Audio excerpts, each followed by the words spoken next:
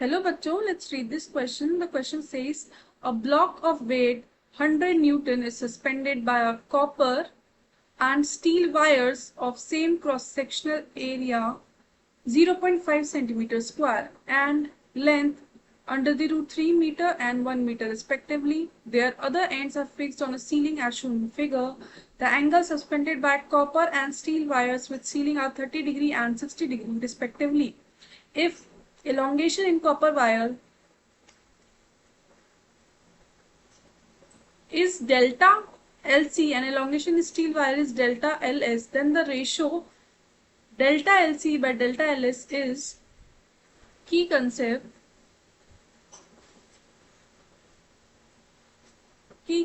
होगा Young's modulus.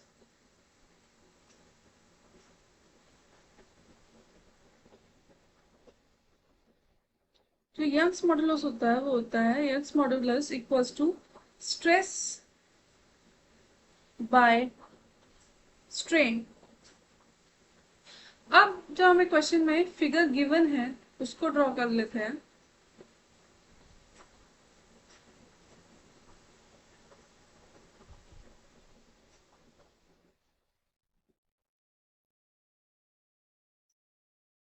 जो block है वो उसका वेट हमें गिवन है 100 और ये एंगल्स गिवन है 60 डिग्री 30 डिग्री। ये हमारी स्टील वायर जिसको हम SW से डिनोट कर लेते हैं और ये है कॉपर वायर इसको CW से डिनोट कर लेते हैं। ये जो लेंथ है वो है 1 मीटर, ये है रूट 3 मीटर। अब जो फोर्सेस एक्ट कर रहे होंगे वो होंगे टेंशन फोर्सेस। यहाँ पे T2 टेंशन फोर्स होगा, यहाँ पे T1 टेंशन फोर्स होगा। अगर हम इनके कंपोनेंट्स लेते हैं, ये हमारी पॉजिटिव एक्स एक्सिस मान लेते हैं, तो कंपोनेंट्स अगर हम ले रहे हैं तो पॉजिटिव एक्स एक्सिस में ये हो जाएगा 30 डिग्री, ये हो जाएगा 60 डिग्री। यहाँ पे जो कंपोनेंट आएगा वो आएगा T2 cos 30 डिग्री और यहाँ पे जो कंपोनेंट आएगा वो आएगा T1 cos 60 डिग्री। अब जो हम फॉर्मूले का यूज करते हैं, फॉर्मूला हमारा था कि Young's modulus equals to stress by strain, तो हम उसको ऐसे भी लिख सकते हैं कि स्ट्रेस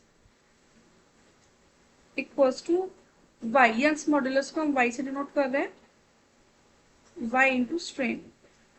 स्ट्रेस होता है force by cross sectional area equals to y delta L by L। यहाँ से हमें डेल्टा L की वैल्यू निकाल लेते हैं, तो डेल्टा L हो गया FL बाई AY। अब हमने ये निकाल लिया, तो यहाँ पे जो फोर्स हमारी आ रही है वो आ रही है टेंशन फोर्स। तो टेंशन फोर्स के टर्म्स में लिख लेते हैं। तो सबसे पहले डेल्टा LC निकालते हैं, वो हो जाएगा T2 LC बाई AYC।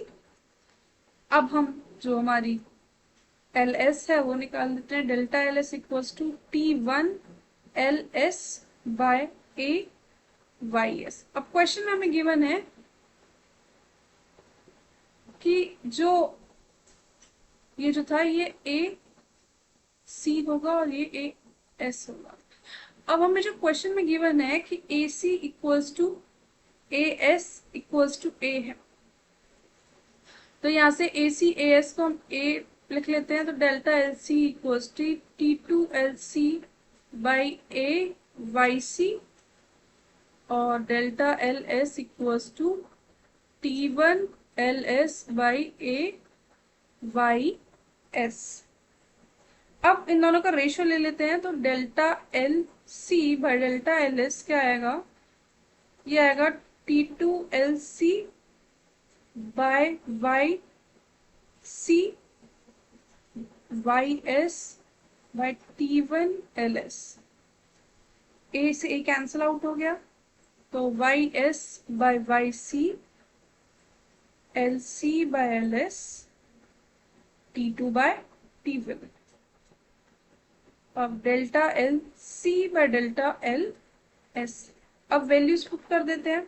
तो 2 into 10⁻11 bye 10⁻11 into √3/1 into T2/T1। तो ये हो गया 2√3 T2/T1। ये हो गई हमारी इक्वेशन 1। अब हमारे जो एक्स एक्सिस में जो फोर्सेस हैं उनका सम होगा 0। तो जो फोर्सेस आ रहे हैं वो आ रहे हैं एक्स एक्सिस में, जो हमारा फोर्स है वो है पॉजिटिव एक्स एक्सिस में T2 cos 30 डिग्री और नेगेटिव एक्स एक्सिस में है T1 cos 60 degree.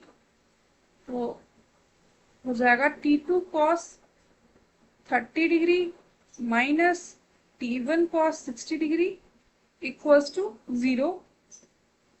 Values put करते हैं। T2√3/2 minus T1 into 1/2 equals to 0। तो यहाँ से जो हमारी वैल्यू आई T2/T1 की वो आ गई 1/√3। ये हो गई हमारी इक्वेशन 2। अब इस वैल्यू को हम जो हमारा फर्स्ट इक्वेशन है उसमें पुट कर देते हैं।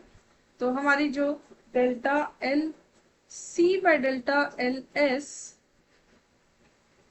वो हो जाएगा 2√3 इंटू 1/√3 इक्वल्स टू 2। सो जो वैल्यू आ रही है डेल्टा LC/डेल्टा LS की वो आ रही है 2। So the final answer is 2. Hope you understood it well. Best of luck.